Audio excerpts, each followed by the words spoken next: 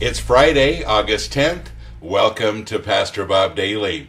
Caesar from YouTube says, Christians have tax-exempt churches on every street, national recognized holidays, charities, clubs, radio stations, TV stations, cable and satellite networks, music industries, bands, movie studios, dating services, private schools, daycare centers, museums, amusement parks, monopoly on presidential candidates. And yet, why do some keep saying they're being persecuted in America? Thanks, Caesar. Pretty cool insight, actually. Now, I realize that my audience is a little more than just America. In fact, 136 countries have clocked in here on this podcast. That's a lot, isn't it? Appreciate all of you that are watching. And so I realize that this is mostly America, but I want to talk about it for a minute because there is a perception here. Folks, when we really study Christian martyrdom, people that have been martyred for the faith, it's a whole different concept. And I am tired, like Caesar, of so many Christians talking about being persecuted all the time. Now, they're either talking about being persecuted by Satan or being persecuted by the media or being persecuted by the people in the society or whatever, or persecuted by other people in the church. But we have this persecution mentality, and it's really not healthy for us. It's really, the foundation is the blame game. Now, I'm not going to minimize the fact that some of us are persecuted from time to time. I feel that too.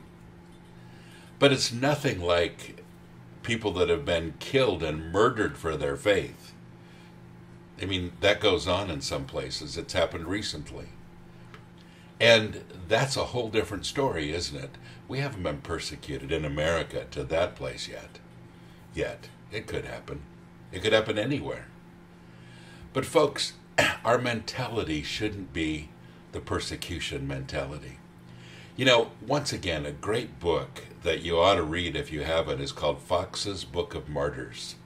There's an updated version now that includes some recent martyrs, and you ought to get the updated version as well. But one thing that a lot of the martyrs had in common was that they kept their eyes and their focus on Jesus. And they didn't necessarily complain about the fact that they were being persecuted. They rejoiced in the fact that they were counted worthy to be persecuted. Now there's a switch, isn't it? You see, that's the mindset of a true martyr. But folks, otherwise, a lot of what we do is whining and complaining. Seriously. You know, we always want to blame somebody, and I said sometimes it's a blame game. We want to blame Satan, we want to blame other people, we want to blame the church, the society, the media.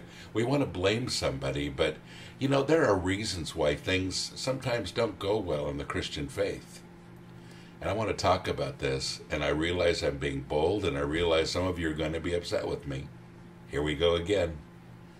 But you know, there's a lot about Christians today that are not attractive. As long as you're looking down on people, as long as you are a legalist, as long as you're criticizing everybody around you and making them feel horrible and yourself superior, as long as you have that kind of an attitude of us versus them, you're going to have some persecution. Why? Because people won't like you. It doesn't matter if it's your faith or if whatever it is.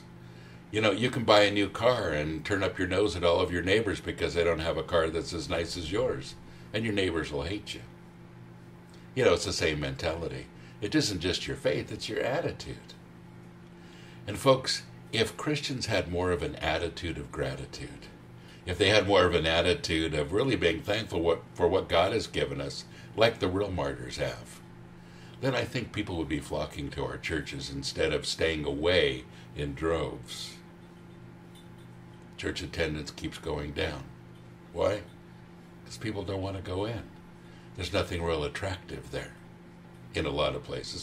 Some churches obviously are a lot different. But here's the bottom line, folks. Please don't complain about being persecuted unless you honestly are. And if you are, persecution isn't the mindset. Do you understand what I'm saying? As long as you feel like you have to have somebody to blame in your faith, then there's something wrong with your faith. I hope you'll really take a hard look at this. And I hope you'll really analyze, if you're one of those that has a persecution mentality, I hope you'll really analyze why it's there and how you can get rid of it. God bless you. Have a great day.